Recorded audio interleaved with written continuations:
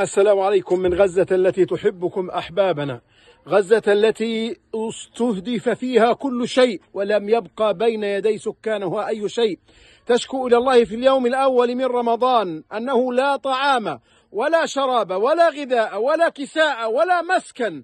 تصور أن الإنسان المسلم مسؤول أمام الله عن إخوانه المسلمين، واعلم يقينا أنه ليس هناك من مكان على وجه الأرض هو أحق من أهل غزة بزكاة المال، أحق من أهل غزة بصدقة الفطر، لأن النبي صلى الله عليه وسلم صعد المنبر ذات يوم ولما رأى حاجة الناس من مضر خطب الناس ورغبهم ولم يعين مكانه. لما رأى حاجة الناس من مضر تكلم عنهم وقال: هؤلاء هم أولى الناس بصدقاتكم، هم أولى الناس بأموالكم.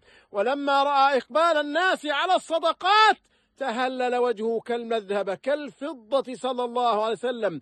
اعلم يقينا يا أخي في الله أنك لست بحاجة إلى فتوى شرعية، هذه فتوى مسلمة من غزة المستضعفة، من غزة 50,000 شهيد، أكثر من 50,000 معاق و90,000 يتيم، 500,000 بيت مدمر في غزة. أين هذه الفتوى بين أيديكم أحبابنا في الله؟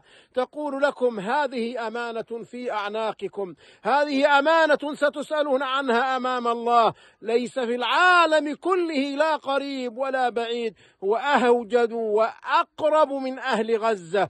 أوجب الزكاة أن تدفع على المساكين والمحتاجين والفقراء والمظلومين والمقهورين، وكل هذا لا يجتمع إلا فينا أهل غزة. والله الذي لا إله غيره إن الحجارة لتبكي دما على ما حصل في غزة، ولا زال يحصل بعد الحرب، لم تنتهي الحرب. الناس يعانون الجوع والعطش، ينامون بين السماء والطارق.